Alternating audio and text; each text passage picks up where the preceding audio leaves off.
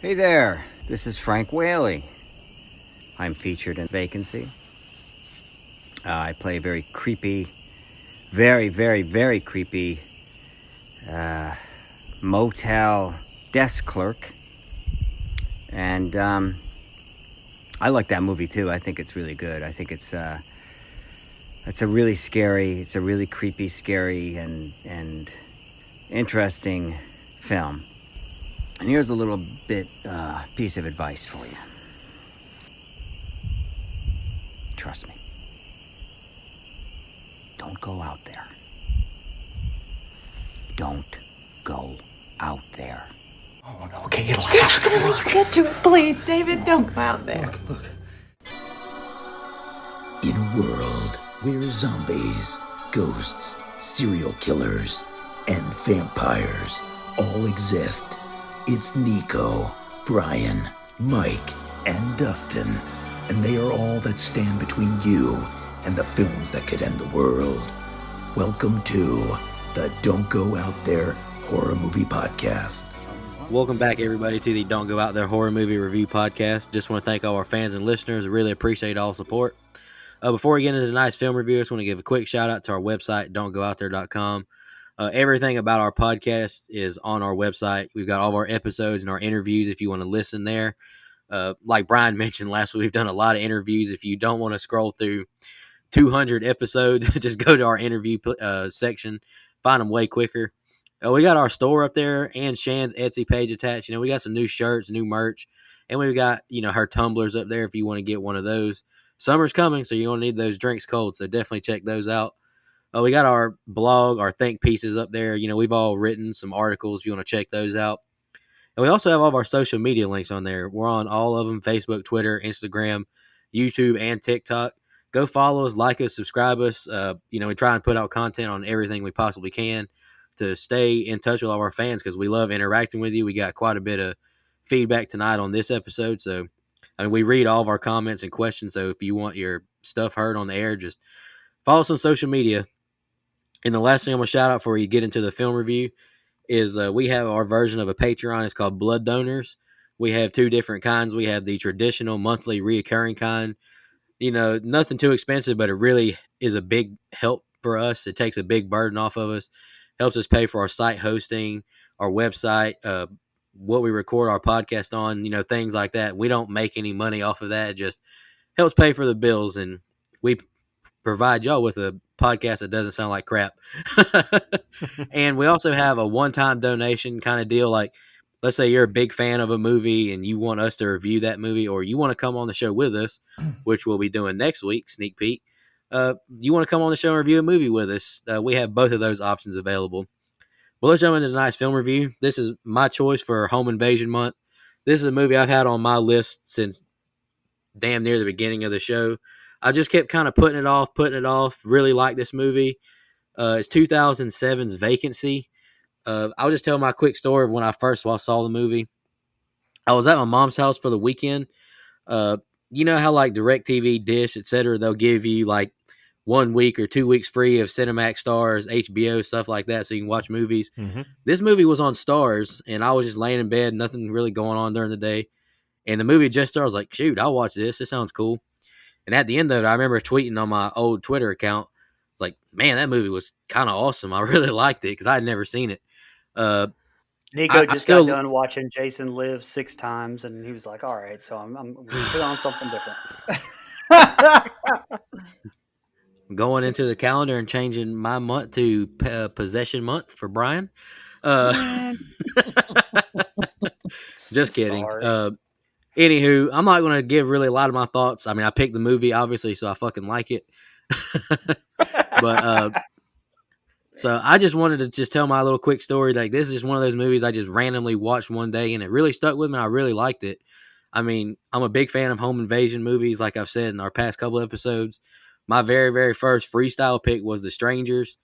But this was a tough month for me to pick one because I was torn between You're Next, Don't Breathe, and this one.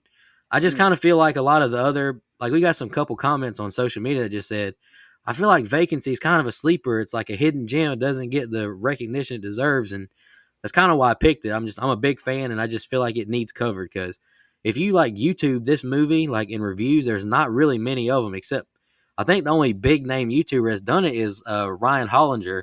There's no Found Flicks, no Dead Meat, no Bloodbath Beyond, nothing like that. Only Ryan, and that's about it. So I feel like it just needed to be covered because I think it's a hidden gem, and I really like it. Brian, what's your thoughts? I like Ryan Hollinger too. He's good.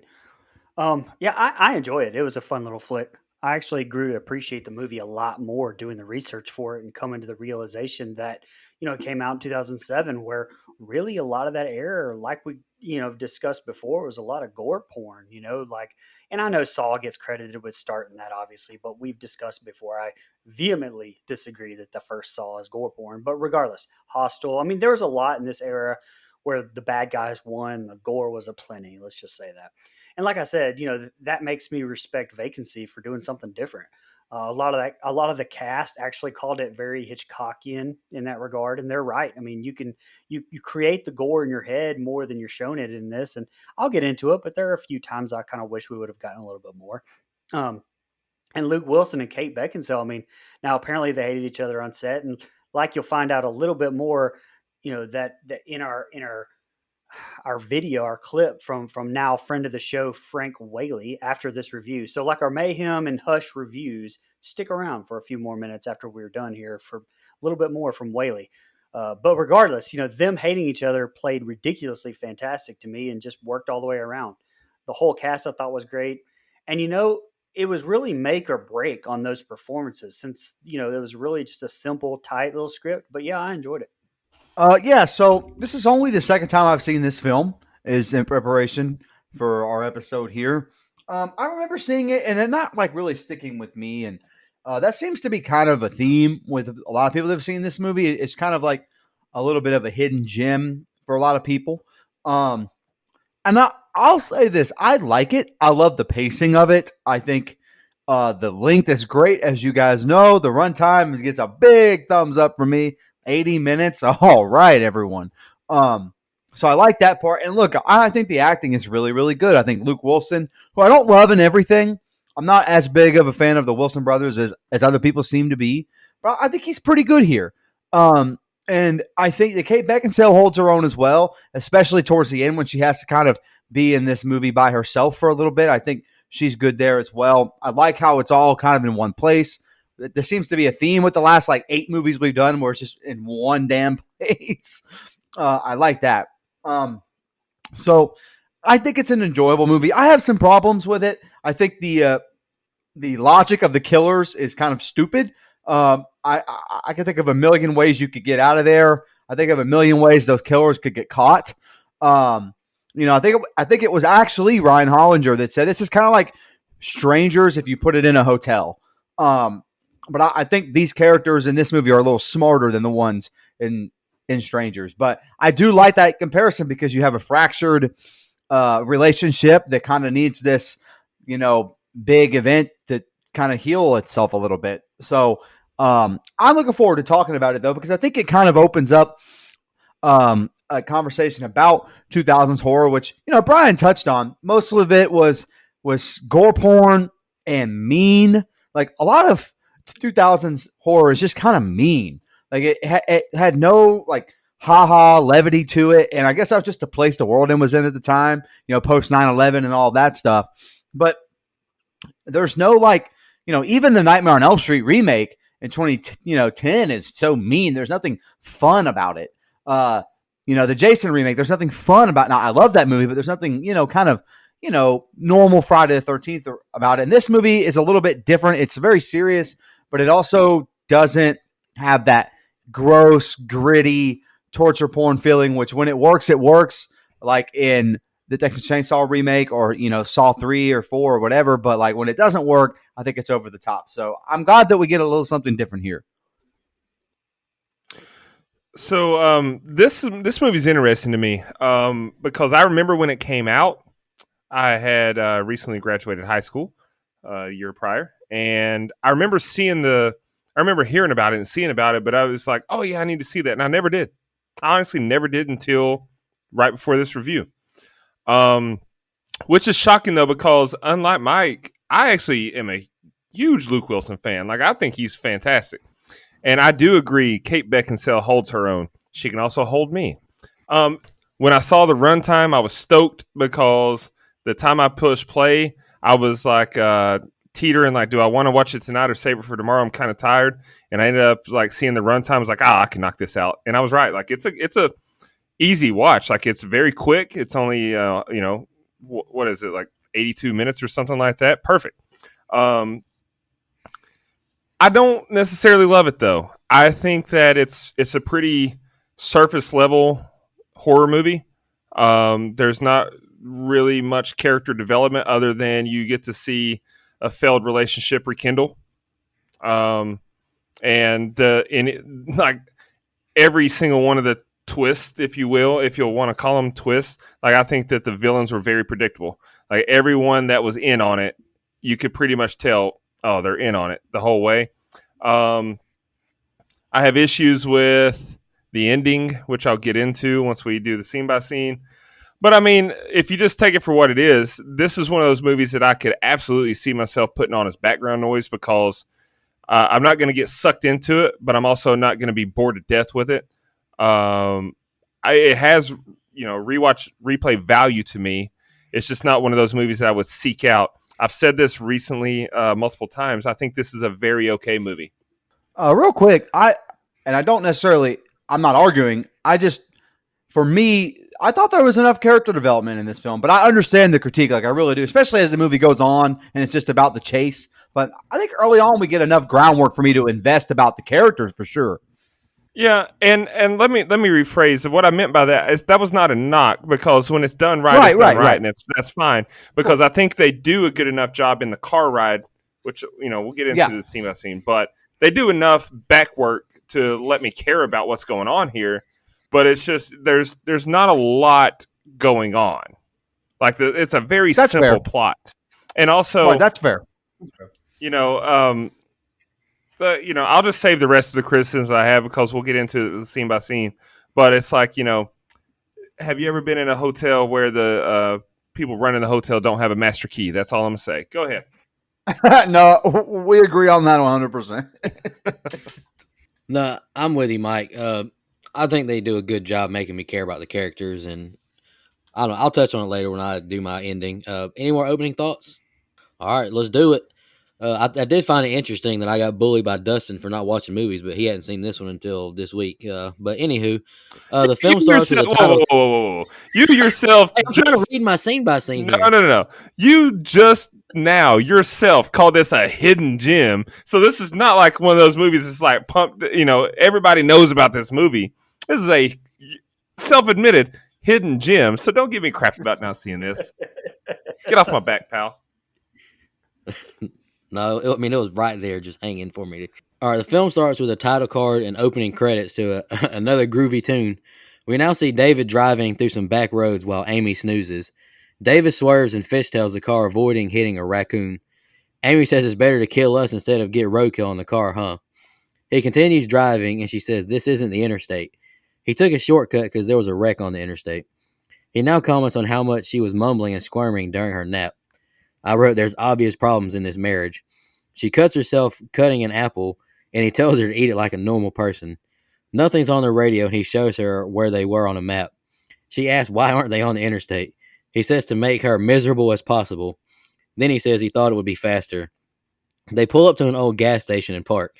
Amy offers to drive if he's tired. They look on the map, and the gas station mechanic jump scares them.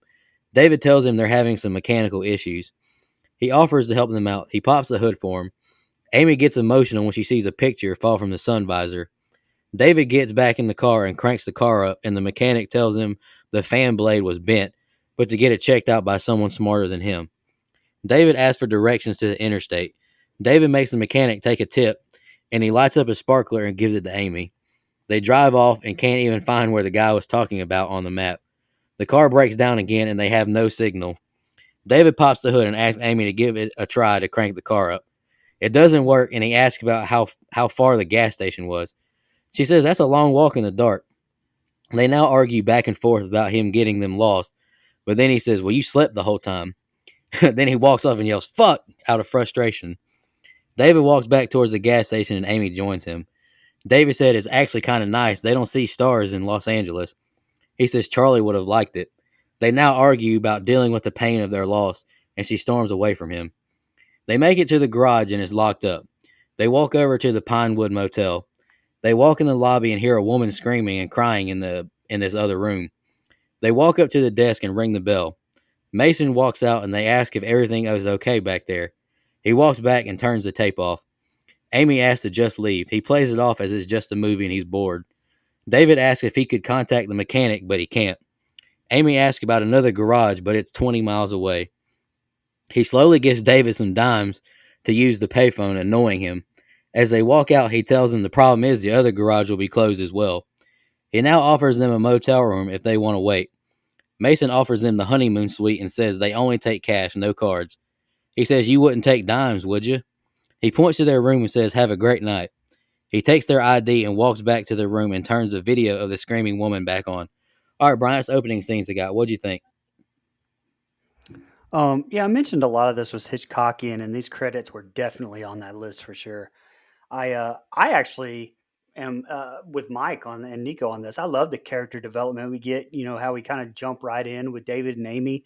You know, like I said in my open, you know, Kate and Luke's acting really, really sells this relationship. I mean, now, yeah, like we said, apparently a lot of it wasn't acting. They legit hated each other on set, and apparently that was no secret. Even Whaley, like I said, speaks to that some in our talk with him, and you know you'll catch that after the show. But he said it was pretty entertaining to watch the antics off and on set.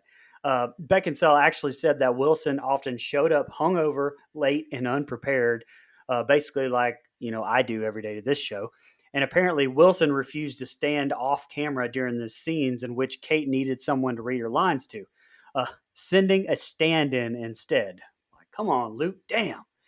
But eventually, Beckinsale refused to do her own off camera work for Wilson's benefit and instead sent a fucking photograph of herself to the set with a note that read, "Read your lines to this. It'll be better for the both of us." Fuck. Regardless, like I said, it definitely played into their character, so it worked out and played great on screen, I thought. And it really carried this movie with the relationship arc, which I think is very believable. You know, knowing how bad the relationship was on set, I really would have loved to have to know a little bit more detail on how much, if any, of this opening scene with them was ad libbed. My favorite line is, you know, at the end of whenever they're walking, he says, "The guy who really helped us so much before," and David says, "Well, you could get another sparkler, Amy." I just felt so damn real and just like a smooth, like, fuck you to her. Yeah. I know my co-host will recognize the gas station attendant, and spoiler alert, one of the killers later, as Ethan Embry from Sweet Home Alabama, but I'll always think of him as the bass player from one of my favorite movies, That Thing You Do. Yeah. But Frank Whaley, though, I think he's tremendous in this. Like, I think it was Hollinger who said it, and I definitely see it now, but I think Whaley definitely has a lot of Norman Bates vibes. And I agree with that to an extent, but I think he's actually more disturbing. And like, you can actually tell a lot more complacent with his killing and stuff like that. Lastly, I want to give some props to some of these shots as well. I know they're quote unquote simple. And if you ever listen to the Jason Goes to Hell commentary, none of my co-hosts will ever do that. But if you ever do, as a fan out there listening to the Jason Goes to Hell commentary, they actually call a lot of these same shots, quote, film school type shots. And that always just sticks in my head. But there's a reason that they're taught in film school. I think they're effective. I think they're good. Like the blinker being close up as David gets out of the car, the flashlight being, you know, in the camera from the point of view coming out of the hood, stuff like that. Like, I'll always have a soft spot for it. Go ahead, Mike. First of all, you said that none of your co-hosts. I want to let the record show that I listen to a lot of things. I listen to all kinds of podcasts and commentaries. I listen to a lot of stuff. Fuck you ever listen to this fucking podcast? Including our own. What are you talking about? We're live, pal. That's the only Go one you ahead, listen Mike. to. God ahead, damn Mike. it, pal. God damn it. Go ahead. We're live. Oh, God damn it, Bill O'Reilly. Okay. Okay. So I like this little setup here. I like that a lot happens without a lot happening. Like, I know that's that's kind of something Dustin touched on, where he doesn't think that a lot happens. And I don't disagree with him there as far as what the plot of the movie is. I think that's very fair to point out. It is a very simple plot. It's a very predictable plot, and we get a lot of predictable in this first set of scenes. But that doesn't mean it's bad. It just means it's a little tame, a little predictable. I like all this stuff in the car, though. You could tell it's a cracked relationship right off the bat. The sass they give each other is kind of funny. It's something that you can recognize in your own relationship. Maybe not as deep of cuts, or at least not on my end. We typically don't go that deep with them. But, there's some deep cuts in here about each other, and how he sarcastically calls her honey, when he's trying to look under the hood and stuff. And so I love their banter. I think it's good. And like Brian touched on, these motherfuckers hated each other in real life. So this probably wasn't very hard to do on screen. That's kind of the best stories to tell, is when real life things are bad. It's kind of easy to put that feeling on screen. I like the scene with the mechanic. You mentioned Ethan Embry from Sweet Home Alabama. Yeah. He's almost unrecognizable in this role to me. Looks completely fucking different. I like the scene with the mechanic. I think the sparkler bit is good. My only problem is something I've already said, is that I think it's a little predictable that this situation smells like shit. You know what I mean? Like, it's just one of those things. You watch a movie and you're like, something's not right here, no matter how nice this guy seems. You just kind of, going in, you're watching a horror movie or a thriller, and you get this mechanic late at night, gives him a sparkler, seems really nice, seems a little on the nose. It seems a little predictable, very tropish. But again, it's still executed well. I don't think it's bad at all. Something else I like about this film, and it shows here in the early opening, the music is a little weird. You mentioned that there's some Hitchcockian things. I agree with that. They really play up the music in certain scenes, which is, again, it's very Hitchcock, especially the old movies like The Birds and freaking Bates Motel, or I'm trying to think of the name of that. Psycho. Jesus Christ. I'm drawing a blank tonight, everyone. Well, yeah, but anyway, I love Frank Whaley as Mason, which we're about to get into here in a minute, but I think he's creepy enough. He has Bates vibes, like Brian mentioned, but this hotel, I'm really glad they didn't go all the way like a kind of a Bates Motel like mold to me, because then you're really on the nose with it, and I'm glad they didn't go that direction. But I like the scene in the lobby. I think it's creepy enough. It plays on those weird vibes, because it's not overtly scary. But if you go into a hotel in the middle of nowhere late at night, and this guy has a screaming videotape and playing in the back, and he's kind of funny with the way he talks. He's not like this weird, creepy old guy that's like a drunk or whatever. He's very cunning with the way he talks. I think it's very deliberate, and I think that's just as scary. So I like the opening. I think it's really good, and I love the character development we get with their son and him dying, and that seems to be the clear rift between the two. And I think that's just enough to make me care about them as characters going forward. Yeah, the opening is one of my favorite things about the movie. When I said there's no real character development, I didn't mean there's no backstory. I didn't mean I didn't care about the characters. Well, first of all, Nico so eloquently put it, the groovy tune that we hear during the title card and credits, I hated. It was so like 90s hokey horror. And this movie came very out Hitchcock too.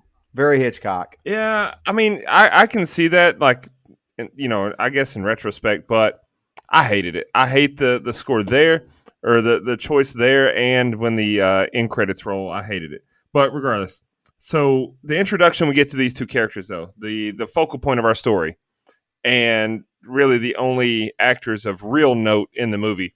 And when I was looking at the cast of the movie, I was like, man, there's a huge drop off after Luke Wilson, because it's Kate Beckinsale, then Luke Wilson. That's how the cast is listed. There's a huge drop off in supporting cast, which there's only a handful of characters in the movie. That's fine. But then I went to look at Vacancy 2, and holy shit, there's not a drop off. It's just all the way flat. I was like, who are these people? Anyway, there was very, I like how the subtle shots were thrown there when, you can really feel the tension there. And I didn't know when I watched the movie that there was off screen or real life issues between Beckinsale and Wilson, which is, like you mentioned, issues with Wilson showing up hungover and unprepared and frustrating Beckinsale. So it just, they got off on the wrong foot. Hopefully they've worked that out in real life because life's too short. But, you could really feel that. And I really appreciate that they had those off the screen issues because it translated beautifully into the movie. Like, you can't fake authenticity. Exactly. Like when she was like, "Why did you get off the interstate?" And he's like, "Well, I just wanted to see how much of a bitch you could be," or whatever he said, however he said it. I was like, oh, like, as someone who's been through divorce, I feel you, brother. But that being said, I like how some movies force the backstory, and this one just told it organically. And that is one thing that this movie got 100% right. Now, when they get to I do also like how she kept calling it a squirrel, because I don't think she appreciated the fact that if you hit a raccoon when you're going too fast on a country road, like, that might actually cause you more damage than the animal. Like, it's not about the animal at that point. If the raccoon's big enough, it could cause you big problems. You might wreck. So, but I love how she just kept calling it a squirrel. Like, why didn't you just run it over? But, when they get up the road and he's pulled over and he's like, "Hey, can you help me check it out?" There was something so creepy and unsettling about the guy. Just the way he leans on the window and looks the other way. Asked this to say, when she told him, he's trying to tell you it's the other way. It's like, okay, this guy is an asshole. Like, he's a heel. He's the heel in wrestling terms. Even though he immediately plays nice and ends up taking his ski mask off, or Scully, whatever he's wearing, and giving her a sparkler. Like, he tries to play nice, but at that point, I'm already suspicious. And I had no reason to be. I knew what the movie was about, but I had no reason to believe at this point, first viewing, that he was bad. But, I knew. And another thing, so whether you know something about cars or whether you don't know something about cars, if you're having car issues, it's like, maybe I'm wrong, but I feel like it's like ingrained in your man DNA to where if someone's looking under your hood, you stay up there with him. Like, if I pop my hood for someone and he's looking under the hood, I'm probably going to stand there with him. Now I do, but back in the day, I had no idea what I was looking at. I still want to stand there so I can try to see what he's seeing and kind of piece together how he's getting at his reasoning. When he went back to the car, that's when they get up the road and he tells him, it's going to be loud, but you should make it. I was like, he's not making it. Like, I was already suspicious of this guy because of how he approached the car and how he was acting there. And then you didn't stay up there with him. You went back and sat in the car, and he put the hood down himself. It's like, what did he just mess with that's going to mess up later? They get a couple miles down the road, and clunk, clunk, clunk, they're dead. So I really didn't like that. From a character standpoint, not from a writing standpoint. Writing standpoint makes sense.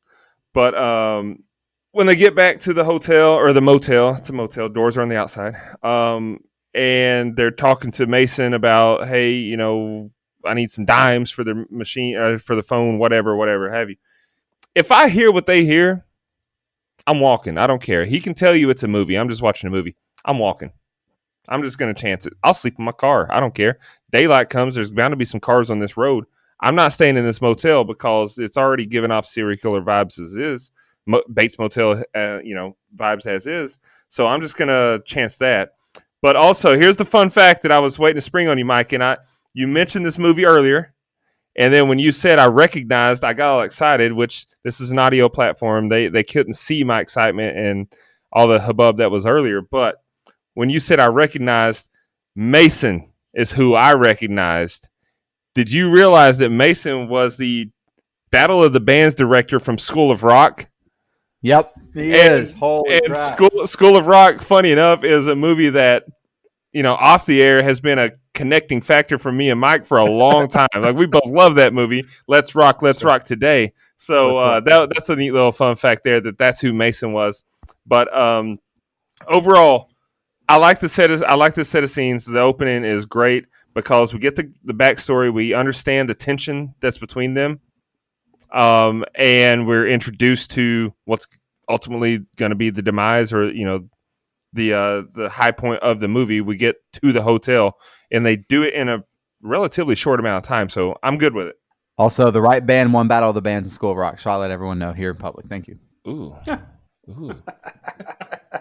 The one other thing a little fun fact that I wanted to bring up that Whaley actually mentions in the little tidbit after the show you'll get too, but he talks about how these were all practical sets, which I thought was cool, and all built on the same sound stage as the Wizard of Oz. I thought that was a pretty damn cool little fact. Man, that's awesome. I did see this one. It wasn't necessarily a fun fact I was going to say, but I did see multiple times how multiple people that were in the movie were very excited and stoked to be on the same sets as the Wizard of Oz. Which, fun fact, Dustin, me, for the first time in 2021, watched with the Wizard of Oz. In my big old age, I watched it for the first time last year. Pardon me? So it was one of those movies that to slam Nico on a weekly basis. No. Fucking balls to slam Nico. Now he's seen. On a weekly basis. Nico, have you seen Wizard of Oz from start to finish? No. We watched it in school when I was in like second grade. Okay, that was the thing. It was shown when I was in school, but I never watched it. Like I slept during it, or I was, being a adolescent, whatever. And then it got to the point. Student. I was a good student. Whoa! First of all, but it got to the point to where I realized when I was in high school that everyone I knew had seen this movie and I hadn't. And so at that point, I was like, you know what? I'm just not going to watch it. I'm not going to watch that movie. And then here we go. Fast forward all these years later, 2021. Actually, it might have been late 2020. Regardless, I was conned into watching that movie by a girl. She's like, no, you got to watch it. And I'm okay, babe. Well, whatever. So I watched that movie and now I regret it because we're not even together anymore. So I should have just kept strong. But you liked it? Okay, good. Thanks. No, I didn't like it. Moral of the story is stick to your guns, kings. Don't let a girl talk you into doing anything. Go ahead, Nico. All right. David and Amy get to their room and it's a dump. Amy goes into the bathroom with giant roaches all in there and the water is pure brown. Amy pulls back the comforter and says she's going to sleep in her clothes. He says it could be worse. We could be at your folks in the twin bed pretending to be a happy couple. He asks why not tell them after we sign the papers. David said he's sorry to her. I never should have gotten off the interstate either. The phone rings now and they get bangs at their front door. David opens the door but no one is there. The phone rings again and David answers and now there's knocks at all the doors. David knocks back on the neighboring door asking what they need, but no answer. He asks Amy to check if there are other cars in the parking lot. Only a truck, probably the manager guys. David says it's a little late for this shit, and they knock even louder. David locks the front door's chain and looks outside. The neighbor door knocks again. David puts his shoes back on and goes next door and knocks. He's pissed. He tells Amy to go inside and lock the door. David goes back to the office and rings the bell. Mason walks out and is puzzled after hearing about noises from the next door. He tells David they're the only guests here tonight. He tells him occasionally a college kid or drifter will sneak in for a night. David tells him to bring one of those guns just in case. David walks back to their room. David grabs a remote and Amy says, let's just leave and go back to the car. But he's tired and doesn't want to walk anymore. Nothing on cable though, just static. Amy yells out the bathroom is disgusting. David pops a tape in. It's a snuff film of people being murdered. She tells him to turn it off. It's the last thing she needs right now. He pops another tape in and more snuff. He grows concerned when he notices the room looks familiar. He stands up and looks around. He's visibly disturbed and asks Amy to look at the room in the movie. She asks what movie is that. David finds cameras that's watching them. She asks if that's this room. She says this has to be some kind of joke, right? That can't be real, she says. She pops in another tape of a couple being attacked, and their power goes out and the knocking at the door commences. Their power now flickers on and off as their doors are being beaten on. David turns the TV off and David stops her saying they know. He says they will try to climb out the window, but it's nailed shut. They now see a cut apple with blood on the toilet. David flings the shower curtain open, but no one is there. David turns the lights off and opens the door slowly. They plan to try and run. They take off, but a masked man emerges. They run a different direction and another man cuts them off. They turn around and make it to their room and lock the door. They start to beat on their door. Amy is jump scared by a man in the bathroom window. David yells he has a gun and isn't afraid to use it. The knocking stops briefly until Amy yells for them to please leave them alone. David says he doesn't see anyone, but they know they won't just leave. David says, regardless, we have to find a way out of here. David has a plan to get to the payphone. He asks Amy to keep their attention until he gets there. All right, Brian, go ahead. That's the next set of scenes I got. Yeah, we get a little bit more character development here with David and Amy. And Mike mentioned earlier, the comparisons of this movie with The Strangers. Strangers actually came out a year later than this. And yeah, I agree. There definitely are some parallels with their relationship tension and what happens next. But actually, I think that Kate and Luke's dynamic, I mean, despite obviously not knowing what was real and what was acting, I think it's better. Like there's instances here of them on the bed where like you can see there's still something between their characters and it's not all hate, and not all something that's fresh like in Strangers. And shit, I mean, it's a real thing, that a lot of people can relate to the stress of losing a child, before being born or not. I mean, damn, that's stress. The stress it puts on a relationship. I mean, that's a real thing. That blame is something a lot of people can relate to. So I think that this plays out better in that regard than what The Strangers actually gave us relationship wise, anyway. Props to the stunt crew that made those snuff films. Megan Godfrey, who's actually done work in Insidious, The House of Zombieland. Kim Stice, who also worked on Transformers and one of my favorite films of all time, Tears of the Sun. And Karen Mower, who also did Poseidon. But again, just so much props to Beckinsale and Wilson, especially at the start of this and throughout much of the set of scenes, actually, where we aren't shown the masked assailants. We aren't shown the gore in those snuff films. We're basically sold on those things being scary strictly because of their reactions, which are so damn good. And that's what I meant at the start when I said that this movie was make or break with them. I mean, yeah, no shit, they're the main actors. But what I meant was like, if director Nimrod and Tall was going for that Hitchcock thing here, especially where you have to have them be this good or the rest didn't really matter. I mean, and the cuts between the movie scenes, their reactions coupled with the music, I think really builds the tension here and quick. Um, Lastly, just two little nitpicks that I did have to suspend my disbelief on, though. We find out later that trap door in the bathroom is covered up by a rug. So how was the dude who snuck in and left the apple able to put the rug back over the door as he goes back into it? I mean, makes no damn sense. And I don't know about you, but I've never seen an apple not completely brown after just a few minutes, much less hours. But just little nitpicks, but overall, another great group of scenes.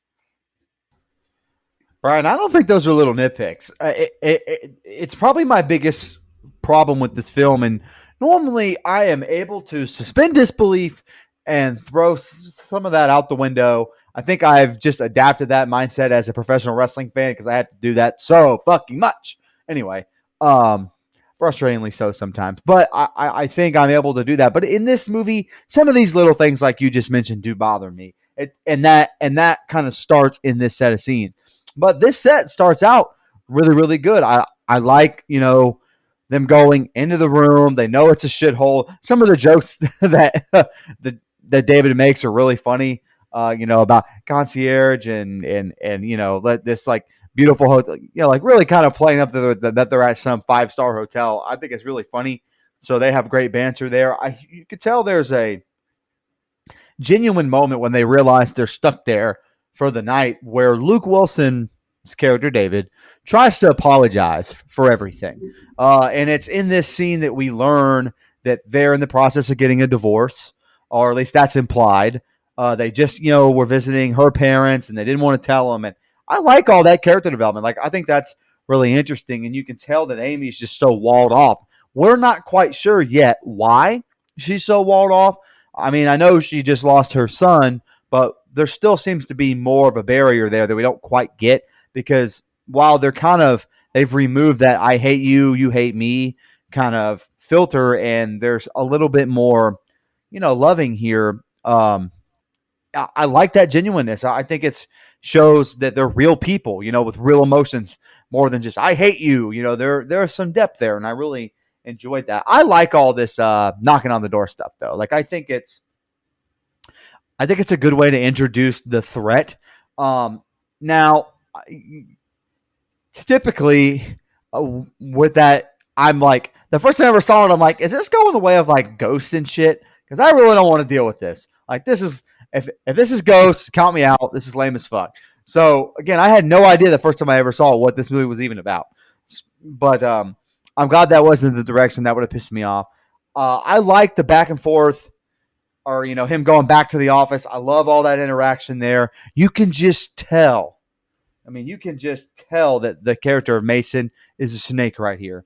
He downplays the situation. The way he looks at the gun, sees the gun. It's a lot. It's again a little predictable. We kind of figured at this point that all these people at this hotel are involved, but I just wish there was a better way to reveal some of this. Brian, this brings me back to a point that you brought up.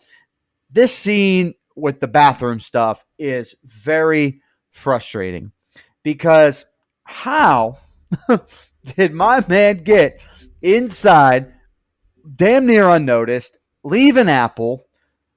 I know where the trapdoor is. I can't just throw that away. I can't. It doesn't work that way. I'm trying to think of the best way to put it.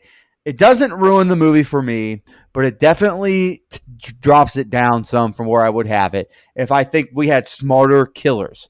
Now, I will give this movie slight credit, and I'm done here, that I think it flips the trope of smart killer, dumb, blonde teenager with her shirt off running through the woods. Like, I think that it's flipped. You got some smart horror movie characters for the most part. Not every decision they make is great, but they are the smartest people that these killers have encountered. That's for sure. If you watch all the tapes. So they finally encountered someone that's like, nah, not tonight, dude.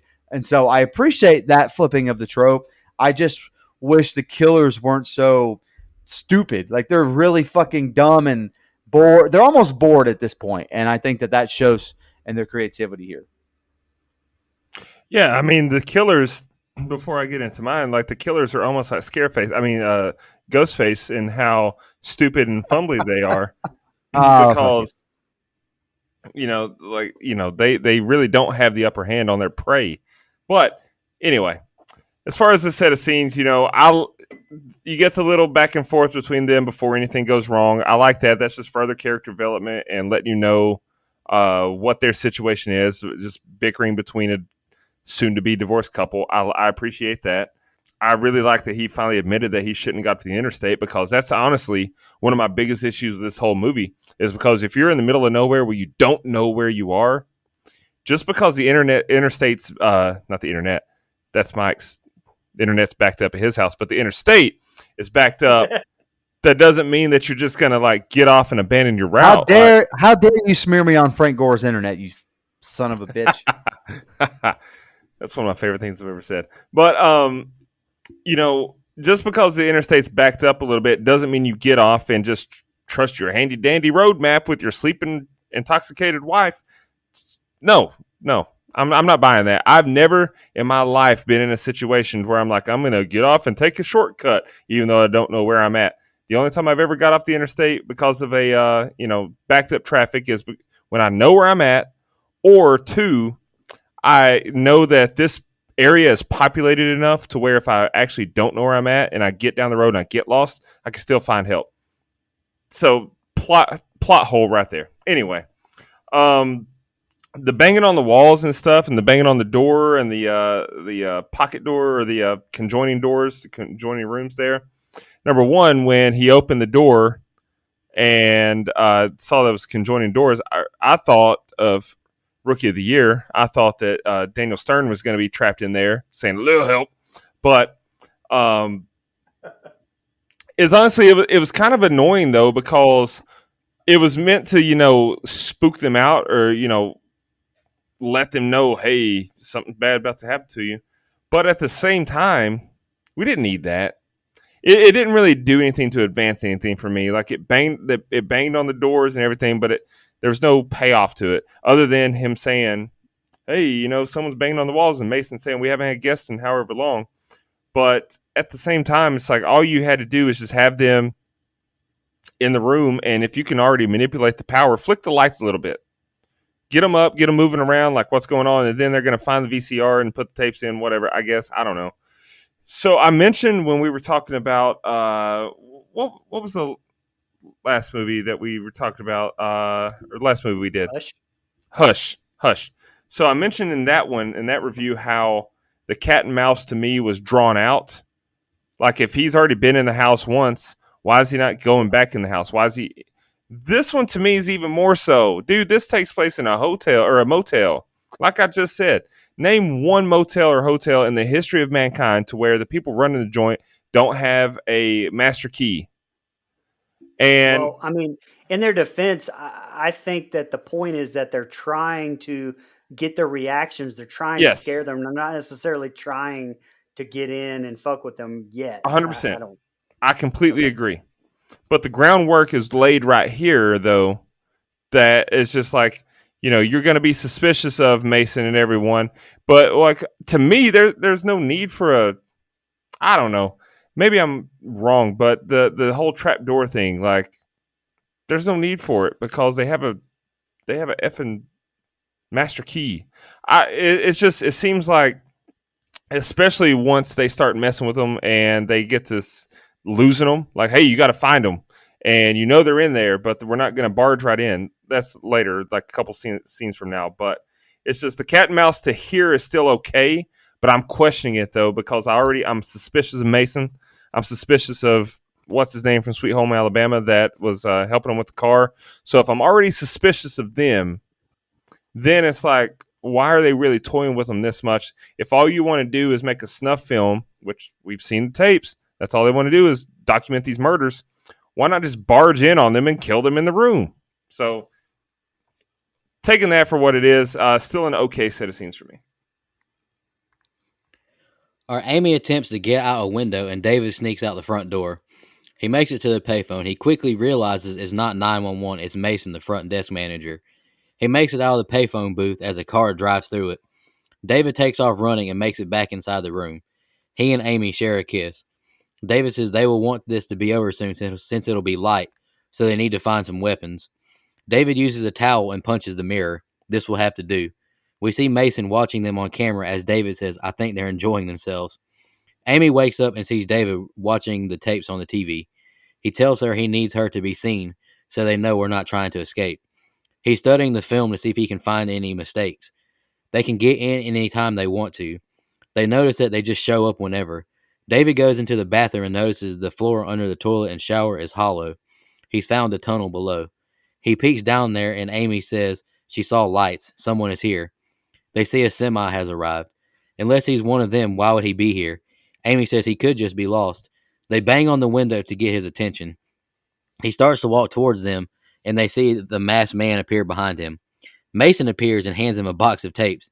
They run to the tunnel when they realize he's just one of their customers. David tells Amy to just follow him as they crawl through these tunnels. And I wrote, it's disgusting.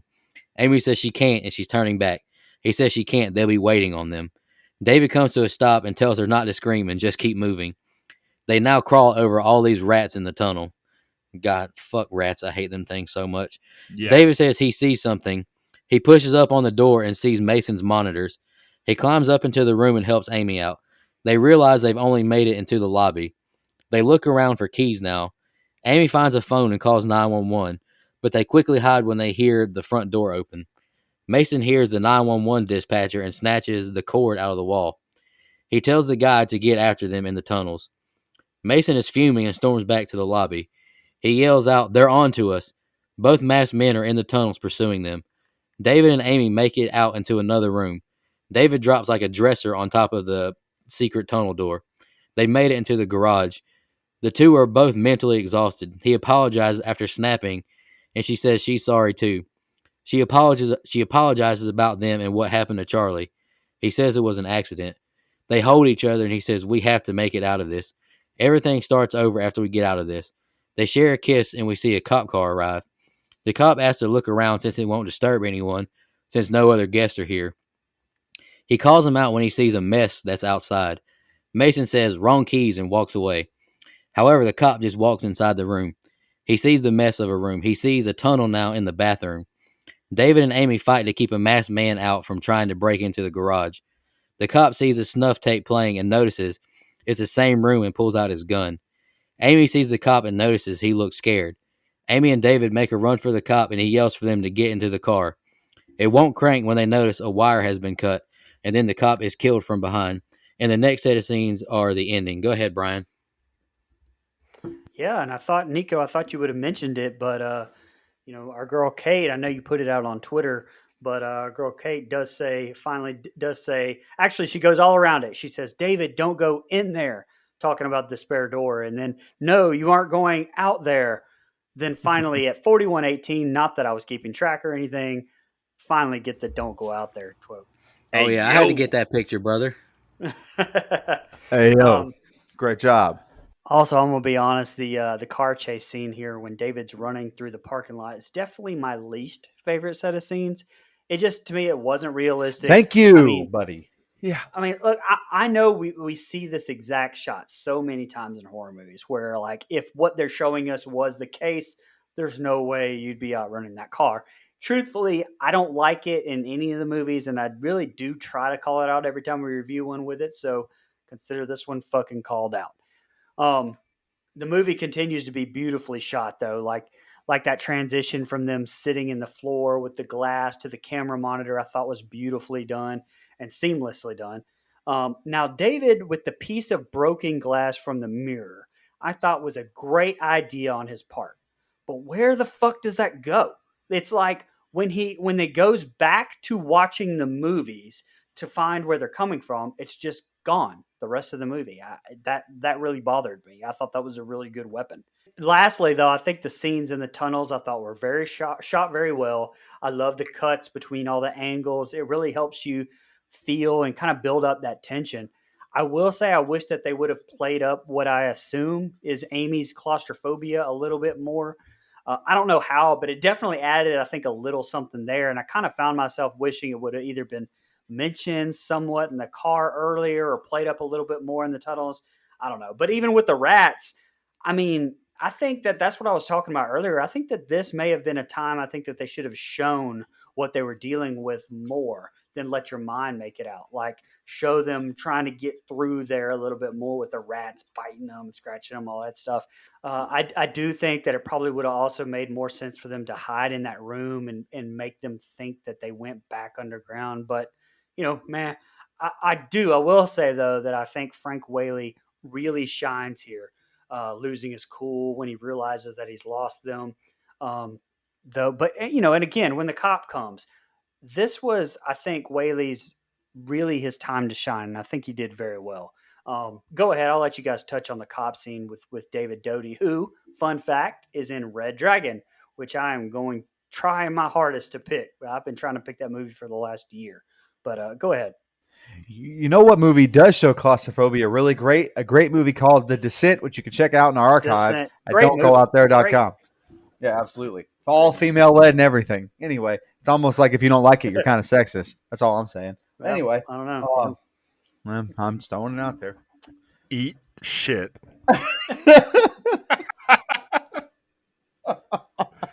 Okay. So anyways, yeah, I don't like anything to do with this car stuff either. One, I just don't like car and horror movies. We've talked about that. And I'm kind of with you, Brian. Every time I see it, I'm like, no way, not going to happen. I do like this payphone dialing 911 and it's, Mason at the desk. I think that was kind of a fun twist. It's almost not, a little predictable, but I really like that. I thought it was pretty creative. I like all this stuff where they're in the middle of the on foot chase. They're kind of getting away. They find the tunnels. The killers and stuff are a little concerned.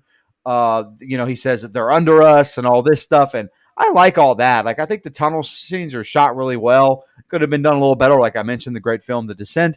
But they make it into this room and they put the dresser on the trap door and all this other stuff. And that's fine. I'm willing to let some of the, not believability of that slide.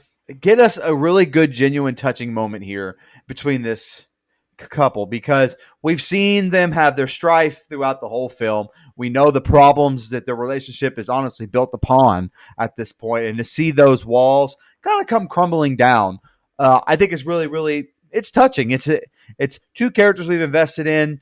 She apologizes for the way she's acted. She apologizes really for the wrong thing. She apologizes for, the death of her son. It's not her fault. And he comforts her and lets her know it's not her fault. Stop blaming yourself. I like all that. I think it's really, really good. And I think the acting there is good for two people who didn't like each other right there. They were able to fake it long enough to make me believe they were a married couple and had been for quite a while. So I really liked that set of scene. And, you have the stuff with the trucker, which I know I'm kind of jumping around here.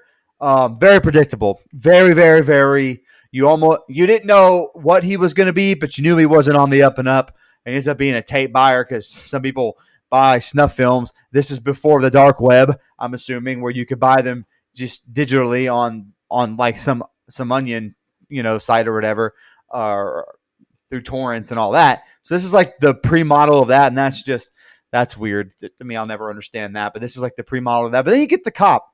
Here's what I like about the cop. I wasn't sure what side this cop was going to fall on because up until this point, everyone that we've seen outside of these two are in on this snuff film plot. And you weren't quite sure if like the Texas Chainsaw reboot series where the cop is not really a cop. He's just, R. Lee Ermey being an asshole. That's kind of, I was wondering, is that the direction they were going to go? They didn't go that direction. And I'm glad.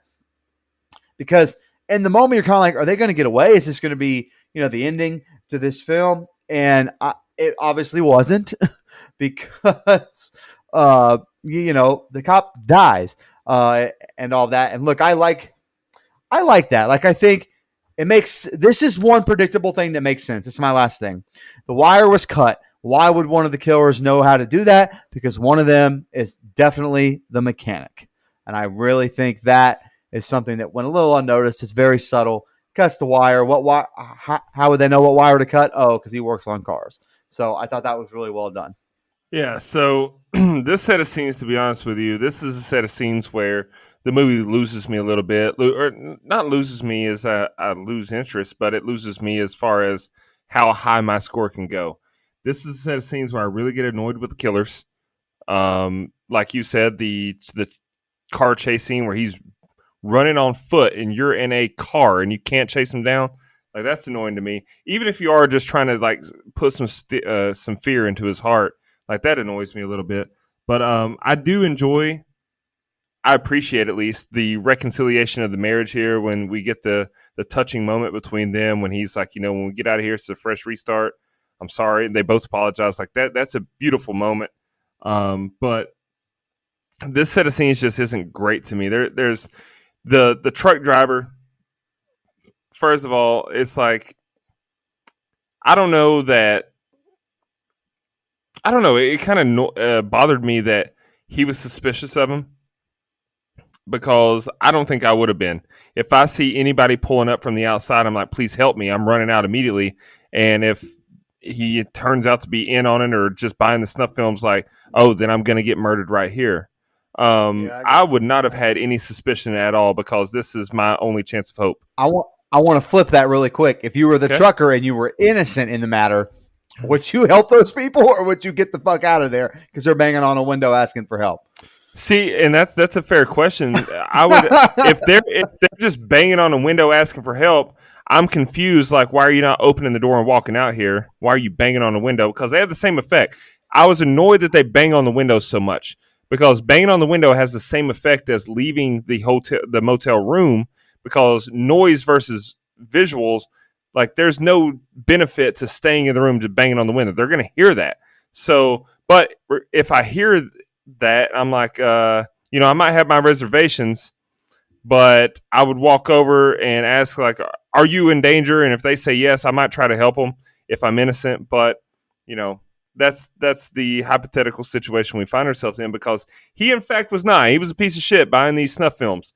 And once I see that, okay, then it makes it understandable when the sheriff arrives or deputy or, whatever he was.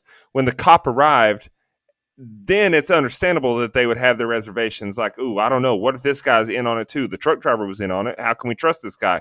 Okay, you have reason to be suspicious then. But all things considered, let's be real here. This cop is worse than Dewey. Has there ever been a more incompetent cop in the history of horror movies than this one? I can't think of one off the top of my head. But I also got really annoyed when the cops walking up and they're banging on the window. Actually, I think it was a truck driver that's walking up, and when they're banging on the window, they never once pointed. They're just banging on the window, and if you're walking up, you can't tell, what are you banging on the window for? What are you yelling about? But all you have to do is point one single finger, 4 back at you, or 3 back at you, and a thumb and a finger pointing towards you, and I know, oh, there's something behind me. But they never once did that. That really annoyed me. Whether he was good or bad, they never pointed. They just banged on the window, and so he's going to have to get closer to find out what's going on, which is putting him into more line of danger, which he wasn't because he was in on it. Okay, that's fine. Overall, though, this set of scenes really annoyed me, though, with the cat and mouse, because this is where I start to see, especially when they get down in the tunnels, and I can't remember who said, Nico, you said in the scene by scene, yeah, mice and rats are my biggest fear in all of life. Same.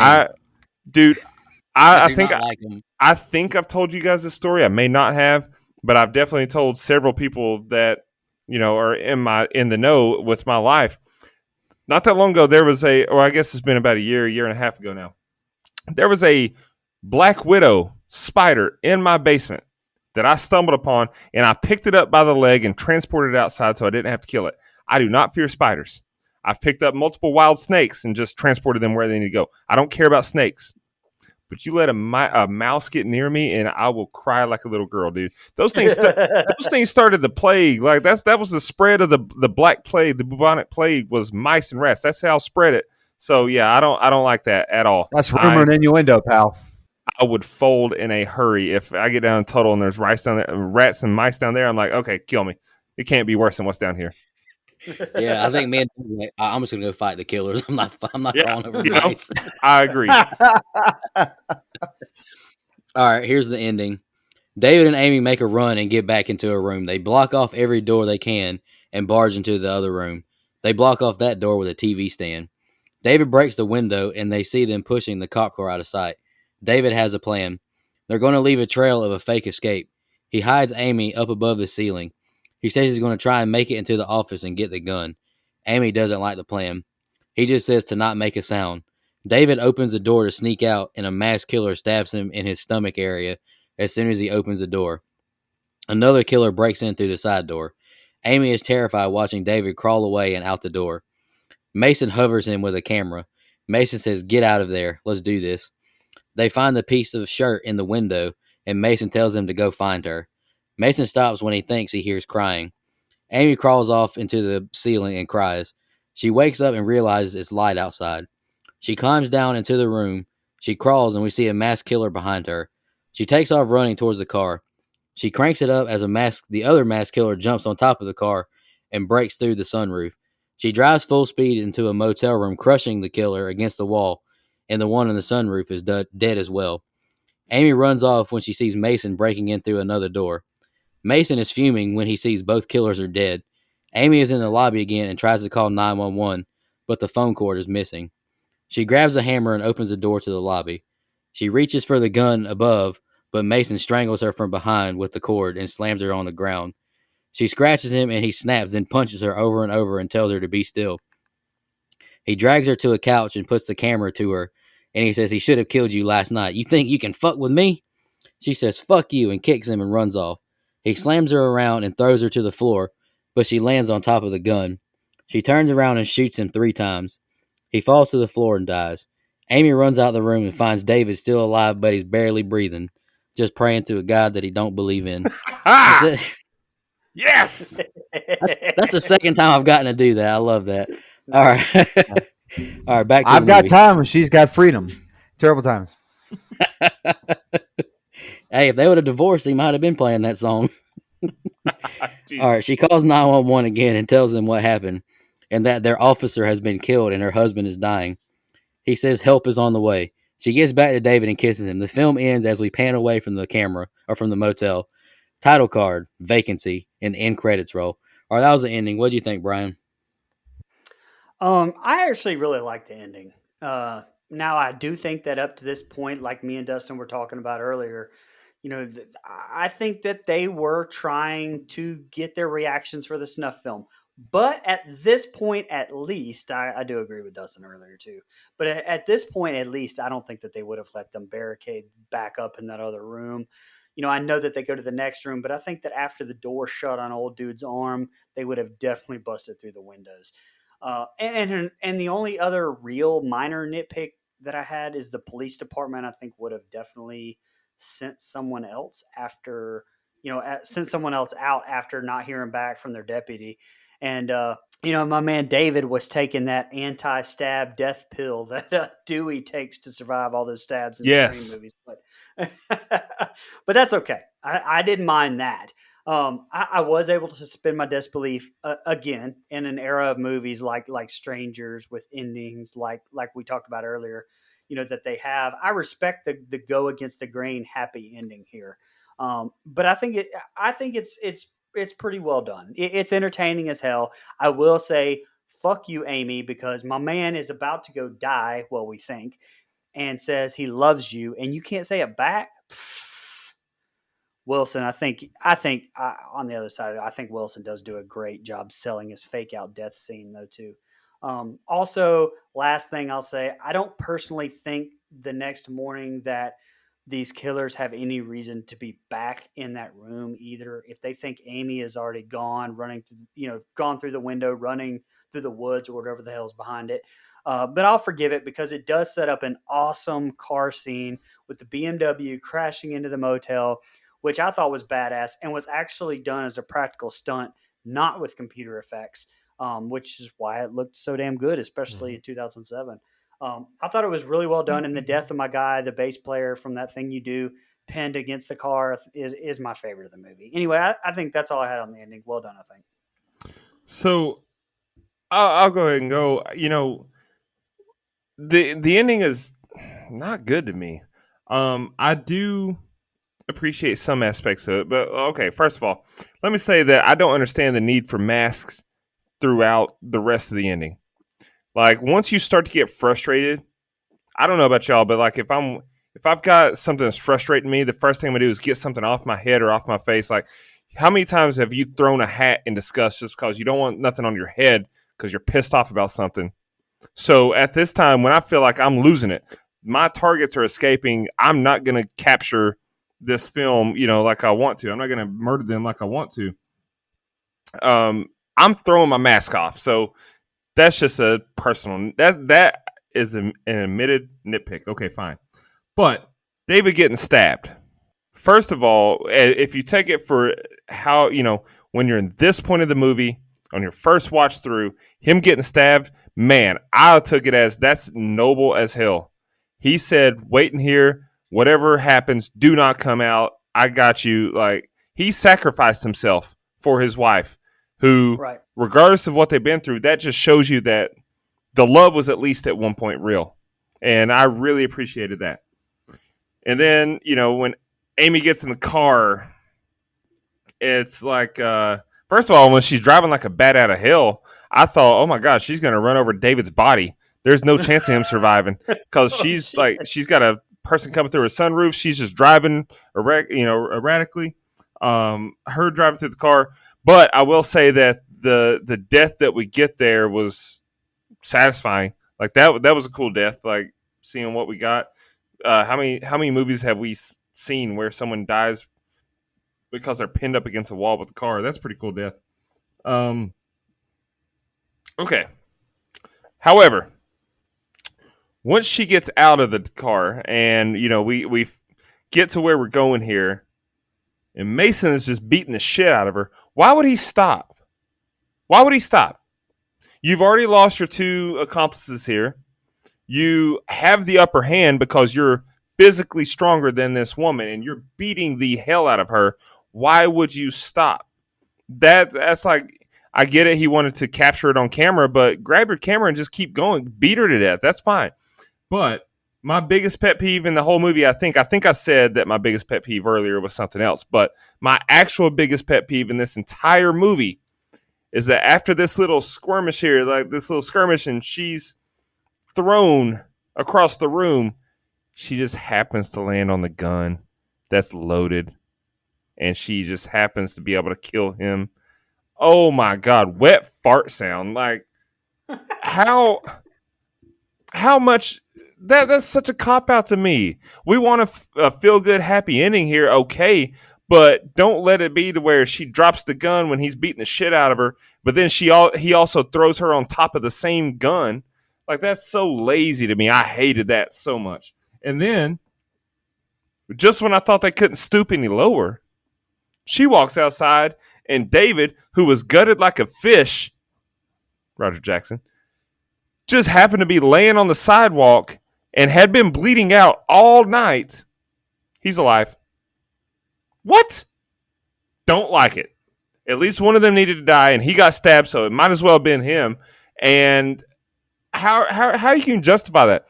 How can you justify... Because this movie is 100% like believable. A lot of movies you have to suspend your disbelief. This one is plausible. This could happen.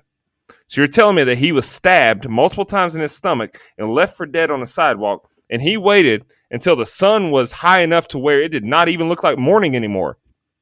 It was daylight. So he was outside that long on the pavement with his guts falling out, and he was able to smile at her, and he's okay. And we get the feel-good ending that we don't deserve. Nope, not buying it. Hate the ending. Go ahead, Mike. Well, the Firefly family did survive all of them shots at the end of Devil's Rejects, but that's not... Shut up. But anywho... I mean, it's not wrong what you said there, Nico. But what I'll say, and I didn't like the ending of that film that much. If you go back and listen to our archives, which you can do at Don'tGoThere.com. Thank you. Yeah, when I think of the ending, I think of who booked this shit. You know, okay. Up until this point, this movie's got me. You know, I have some nitpicks, and I've talked about those, but up until this point, I want to see how this all plays out. This ending bugs me so much. I like the plan that, you know, they come up with a little bit where David just kind of has to go for it. And while you're watching, you see David stabbed and he's lying on the floor and you think it's over. And to me, I'm like, wow, they had the balls to kill off one of our main characters. Okay. And I think it makes Amy a stronger character when she wakes up and she's kicking ass on her own. She's running over people and killing their ass. I love that scene, by the way. That's one of the only car and horror movie combos I've ever liked in my whole life. I thought it was pretty cool how she just did that. And I like her killing Mason. I think, you know, whether believable or not, what happens there with the gun and the kill and everything, it's still one. It's a death I wanted to see on screen, so I was cool with it. I like that they left it a little ambiguous, though. That is he alive? Is he dead? You know, the way they kind of shot that a little bit kind of threw me off, but it's pretty clear he's dead. Let's talk about my biggest gripe with this film, and Dustin already mentioned it. I walk over to this motherfucker that's been bleeding out all night, stuffed pig style bleeding. Okay, and he's alive. Yeah. He's fucking alive. And look, was that a happy ending? I guess. And in a time that I complained about at the beginning of this show, where 2000s horror was just mean all the time with no moment to just let us breathe and enjoy something, you get a little bit of a nice happy ending, I guess, even though they had to go through hell to get there. But he's alive. You don't have a problem with Dewey being alive every time that he gets stabbed? I do, though. Okay, I right, do. Okay, that's Dustin has something to say. I do. I do not. I do not. He should have lived through Scream 2022, but that's okay. I understand, guy. I get why you did it, but it should have been... For Dewey, the moment was too big. He pissed down his leg. Anyway. Oh, you son of a... I had a huge problem with the character of David staying alive. Staying alive. Sorry, I had to do it for the Office peeps out there. Uh, so anyway, I don't like the ending. I think it ended on a down note, man. It took a little something away. Like I think the kill of David made the movie more impactful. And again, it doesn't ruin the overall film for me, but it did end on a down note, which is kind of weird to say. Only in horror does somebody live, and you're kind of like, well, that sucks. Like that's such a stupid thing out of context to say. Oh, you live? That sucks. But in this context, I was not a fan of that choice. I think it would have been a little bit more of a powerful film to end with just Amy finally overcoming all this guilt and stuff she'd been holding in and kicking ass. So a little bit of a downer at the end here. All right. Any more final thoughts before we jump into social media comments and questions? All right, we'll knock out Twitter first. Kevin Scanlon commented, "Not a bad film. The more I learn about this movie, the more I realize that the tension between Luke and Kate is very real. They just flat out didn't like working with each other. But they were good on screen together, in my opinion. I think they did a great job. So I guess when you get paid hundreds of thousands and millions of dollars, you can overcome that, I guess." Michelle Mirza commented. She said, "I just watched this for the first time last night. It was a good movie. Based on the amount of tapes that were shown, for how many, this is just our guess, for how many years do you think the bad guys were doing this to couples that stayed there?" To me, that's one of the things that makes it creepier is like they could have been doing this for a long time and just exploiting Seems these like people. it's been a while. Yeah. Yeah. All right, let's jump over to Instagram. We got quite a bit of comments, and our really good friend of the show, Black Han Solo, has got some good comments and questions. Joe Black Tattoos commented, "The first time I saw this, I was staying in a shitty motel somewhere off the highway in Illinois. I really enjoyed it then, and I have seen it many times since." Yeah. Okay. That may be the best time to ever have watched this. That's awesome. authentic and creepy. Okay. I think I'd leave. That's probably what I'd do. All right, Mark_Hef says, "I seen this one a good while ago and really enjoyed it with my girl because it made her and me say, what would you do or how would you get out of it? Really enjoyed this one and great to see Luke Wilson in a serious role. Also, sweet, sweet, sweet Lord, Kate Beckinsale, call me sometime whenever you're ready." Hey. Attaboy. Hey. Oh, yo. There you go. Rest in peace, Scott Hall. All right, release date rewind comment, and terrified when I saw this in a packed theater in Times Square opening weekend. Man, that would have been cool to see it there. Damn, that's cool. So that's badass. This might have been someone's fun fact, but he already spoiled it. Apparently, Sarah Jessica Parker was originally cast but had to back out. That would have been something different for her. Respectfully. I was gonna say, thank God Kate Beckinsale got the movie. Let me delete my fun fact, the one fun fact I had left, and just say that I'm glad it worked out how it did. Retweet.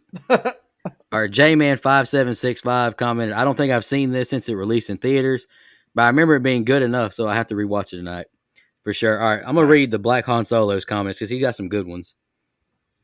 All right, let me find, he's got several, so I got to find the first one he wrote. "I really, really dig this. I think it's kind of underrated in my opinion. I don't know if I'm the only one who shares this sentiment, but I would like this to be remade, especially with things like webcamming, OnlyFans, and the dark web have become more prominent in culture since 2007. But if they did, who would you want to direct it, and who do you think could play the two leads? Here are some of my fan cast picks I would like to see if they attempt to remake it.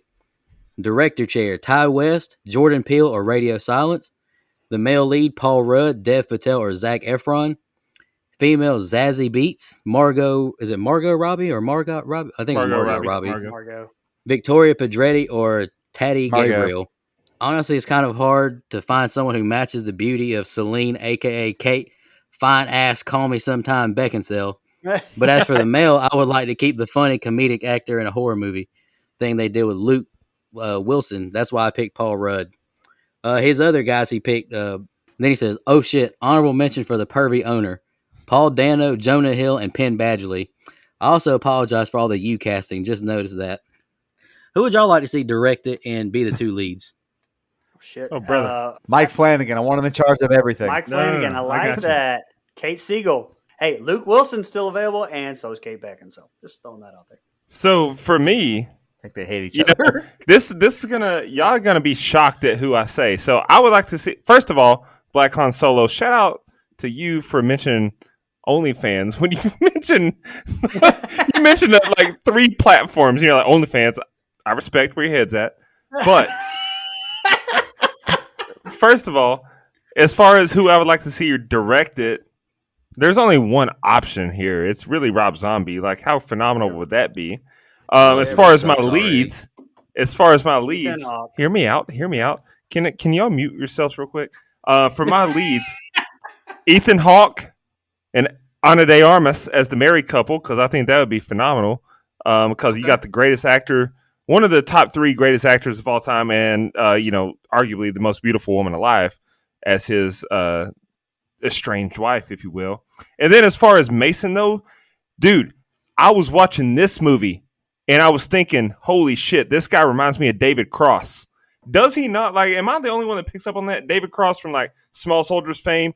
He really reminds me of David Cross, and so I think David Cross would really kill that weird, nerdy hotel manager vibe. And so that's who I would cast as the top 3. And that movie is a 10 out of 10 just based on casting alone. I'll do my choices real quick. Then I'll let someone else go. I'm going to pick the director from The Strangers. I'm going to pick Brian Bertino because I trust him with a home invasion movie. My leads, I'm definitely going with Victoria Pedretti. I love her. The male lead, I kind of agree with him. I would like to see kind of the comedic kind of guy, but serious as well. But I don't know if I'd pick Paul Rudd. I don't know if I'd pick him. I got to think a bit on the male lead, but I would pick Penn Badgley as the manager. I think he'd be a great crazy manager. I mean, if you saw you can he's creepy. Since you skipped it, I'll just say Ed Norton. Ethan Hawke can have it. Ethan Hawke can have it. Okay, I like Ethan Hawke. Okay, I said Edward Norton, so I was going to say Edward Norton. So either one. That's 2 of the top 3 best actors of all time. Go ahead, Mike. You know what? I'm gonna give it to Will Ferrell and. Just kidding. Mike, Brian, if y'all want to go next. I don't know if I have a dream like casting, but I definitely want Mike Flanagan in charge, whether that's Victoria Pedretti or Kate Siegel at the lead actress. That's fine. I don't know if I really want Paul Rudd there because I can't ever put Paul Rudd back in a horror without thinking of Tommy fucking Doyle. So I think I'll pass on Paul Rudd. Sorry, Black Han Solo. No offense. Okay. All right. Well, that's it for comments and questions. If y'all have any fun facts, Brian, you got any fun facts you want to read off? Yeah, I only have one. And actually, like Dustin brought up the fact that there's a direct-to-video prequel that was released in 2008, although it's called Vacancy 2 and was a prequel, but okay. I haven't seen it, and it actually doesn't have as bad of a rating as on IMDb as you would expect. I think it's like a 5.5. It's doesn't seem that bad. But it does appear that the only returning character from this one is the masked assailant that was killed through the sunroof of the BMW there at the end, named just Smith, and is played once again by Scott Anderson, who played him here. Anderson was also in Mike's favorite movie, Titanic, as Frederick Fleet, who was the lookout for. Yeah, Officer Frederick Fleet. Honestly, I was a little shocked when you said Mike's favorite movie. I didn't know what's coming out of your mouth next because we like to do that a lot. We like to shit on people like, hey, your favorite movie, is blah, blah, blah. And it's a joke, but that actually is his favorite movie. Yeah. First of all, my favorite movie, my favorite movie is Shawshank Redemption / Remember the Titans. But anyway, go ahead. Or Titanic. But I'm out of fun facts. We said them all through the movie. Mike, if you got the budget, go ahead, brother. Yeah, let's talk about my favorite thing, money. The thing I wish I had a lot more of. What's better than being rich? The budget. What's better than being rich? Being more rich. Go ahead. Being filthy rich, motherfuckers. Hide the money. There's broke people around. Doing this podcast with some broke boys. Anyway, the budget for this film was $19 million, which kind of shocked me. That feels a little high. The box office was $35.3 million. So, it made a decent chunk of change. Obviously warranted a prequel with a stupid fucking name. Because how can it be the second movie in a fucking, timeline when it's the movie that came before the movie you already put out? That's stupid. Anyway. Yeah. So I respect it for chronological order. I would like to see an actual what? I respect it for chronological reasons, what? first of all. So don't bite on this, Mike. Don't bite on it. Just go. Let's continue. I alphabetize my movies, as does Brian. I'm not. So Vacancy 2 came out later. I respect We're it. Go live, ahead. pal. All right, let's jump into our least favorite kill, and the rating. Brian, did you say you wanted to go first? Yeah, if you don't mind. Go ahead. Yeah, so my favorite kill was bass player from That Thing You Do, pinned with the car. The cop, I guess, was my least favorite kill. I mean, I don't know. It was there was not a lot of flashy kills, I will say that. And you do have to suspend some disbelief. And I think one of the commenters brought this up, but to me, like, just based on the fact that they've gotten away with this for so long, apparently, without someone coming along looking. I mean, like, look at Psycho. Like, that was in the 60s. Like, even back then, people came looking for missing persons. Nowadays, they had cell phones, plus the fact that someone and all these people never brought a gun before, and hosed them. I don't know. But so that's what I'm saying. You still, I think, have to suspend a little bit. At least I do, with the fact that they've been doing this for so long. But I think the movie's shot well. And I actually really like the relationship arc with Amy and David. I think that's the strength of this film. It's a fun little quick watch, and I actually gave it a 7. My favorite kill was Mason. I thought it was good to see him have an on-screen death there. I was ready for that character to die. My least favorite kill was probably the cop. A little boring, nothing too crazy to it. I did like the mechanic death though, as an honorary mention. Okay, so I think the film's enjoyable. I love its runtime. I think the acting performances are really solid all the way around. I like the plot, even though it's very basic, very predictable. I think it does what it's supposed to do, and I gotta say I enjoy it.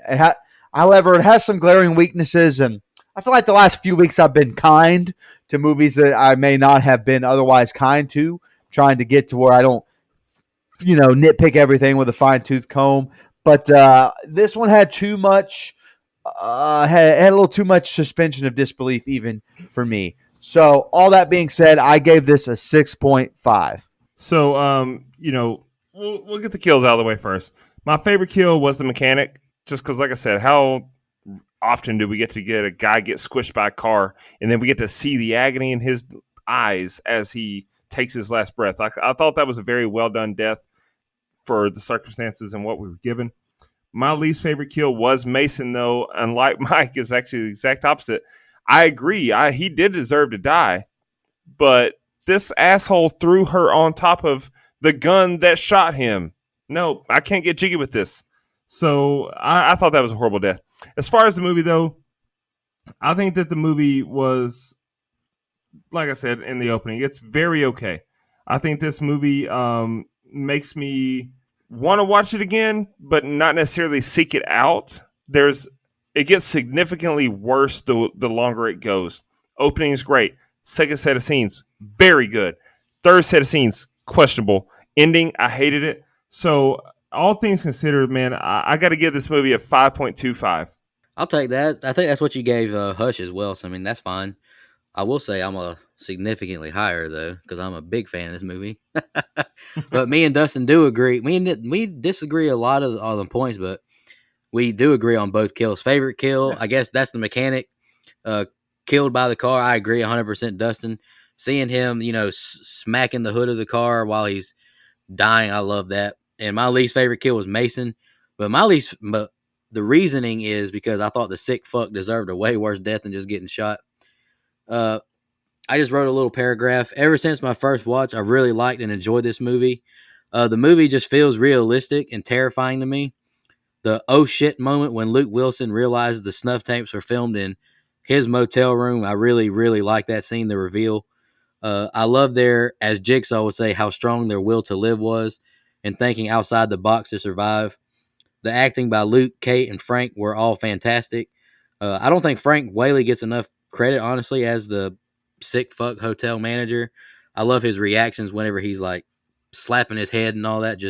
He's a sick motherfucker, and I really liked it. The movie is well shot and never gets slow or boring to me, and it stays action packed.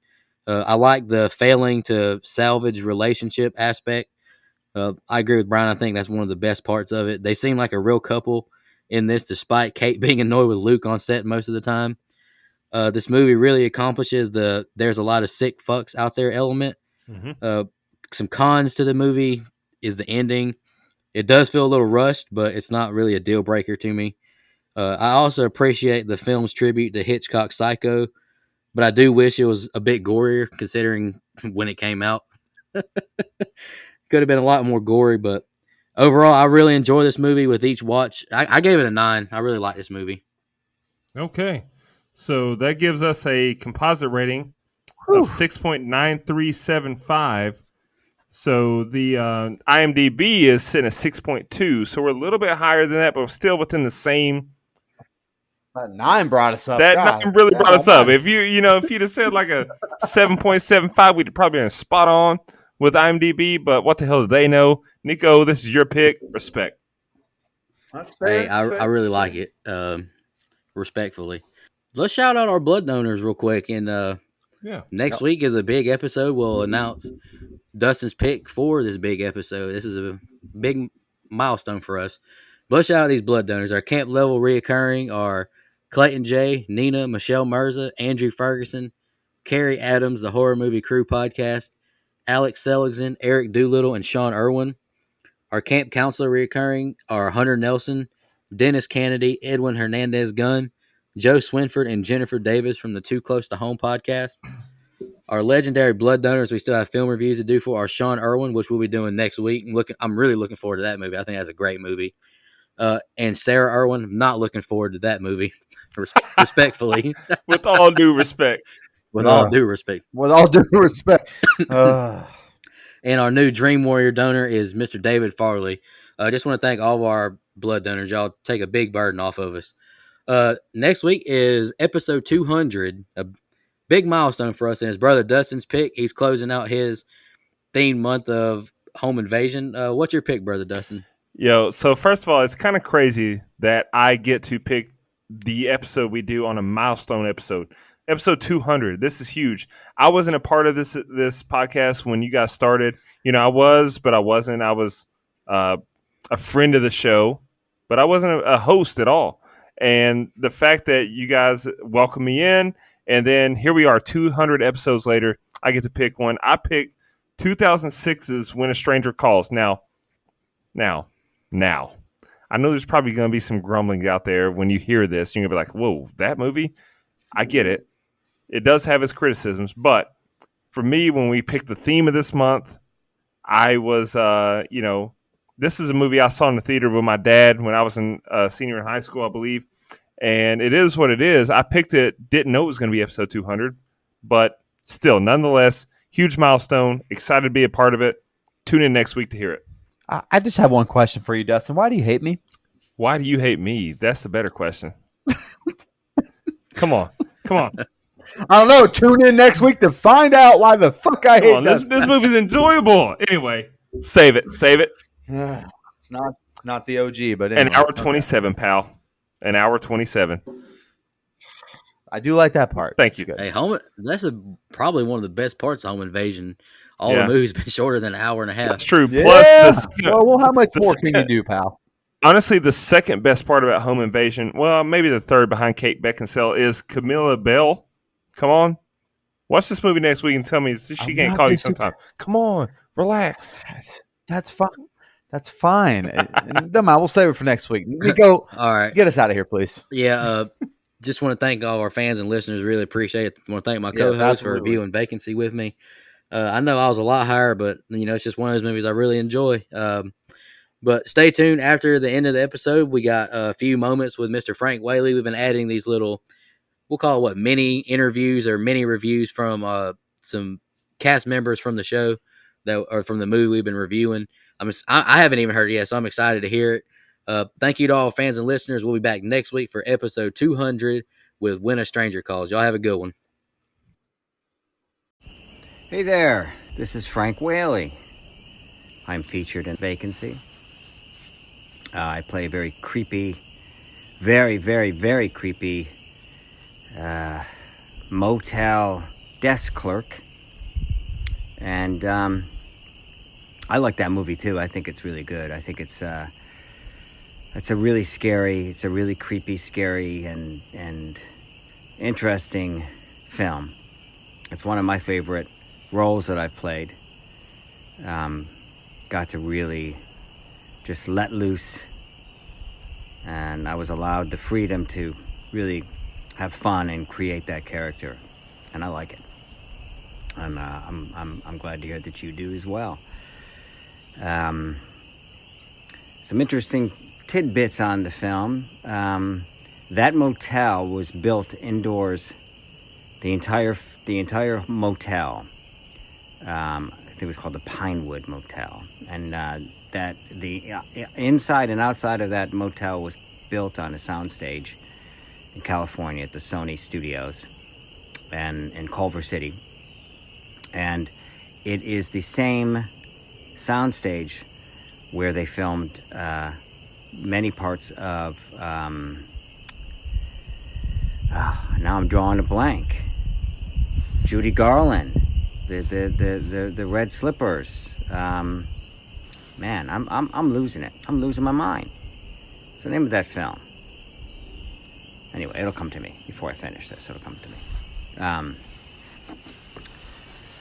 Anyway, that famous movie, which the title escapes me at the moment, was filmed there on that same lot, and so the whole thing was shot inside there, and the whole film, basically, even the shots, many of the shots where they were driving, were shot inside that soundstage. And let's see, another interesting tidbit about Vacancy that I can tell you is the female lead, when I was offered the role, was to be played by Sarah Jessica Parker. And as you know, Kate Beckinsale ended up playing that role, and didn't work out with Sarah Jessica Parker for whatever reason. I'm not sure why. But right up until the last minute we started filming, it was supposed to be Sarah Jessica Parker, but I thought Kate Beckinsale was tremendous. And as was Luke Wilson, right? Not Owen Wilson, Luke Wilson. Get their names confused. But yes, so those two guys were in the film, and they didn't often see eye to eye. There's a third tidbit for you, a little bit of dirt. Beckinsale and Wilson did not often get along during the making of that film, which perhaps helped out, because the characters in the film did not get along very well for the most part. So there you go. There's three really interesting tidbits. Now, if I could only remember the name of the movie, The Wizard of Oz. Imagine that, somebody forgetting the name of the film, The Wizard of Oz. But I did it, but then I remembered it, as I promised you I would. So, three tidbits. Let's recap. The Pinewood Motel, the set of Vacancy, inside and out, parking lot, rooms, outside of the rooms, were all shot on the same soundstage where Wizard of Oz was shot. How cool is that? Number two tidbit. The role that Kate Beckinsale played was originally supposed to be played by Sarah Jessica Parker. Didn't happen that way. Ended up being Kate Beckinsale. And Luke or Owen Wilson. I can tell them apart, I just can't remember which one is which. Whatever Wilson and Kate Beckinsale, third tidbit, they did not get along. Which was fun to watch. Behind the scenes and on the screen. Alright, so there you go. There's your lecture on Vacancy for the day. And here's a little bit piece of advice for you. Trust me. Don't go out there. Don't go out there. Just want to remind everybody.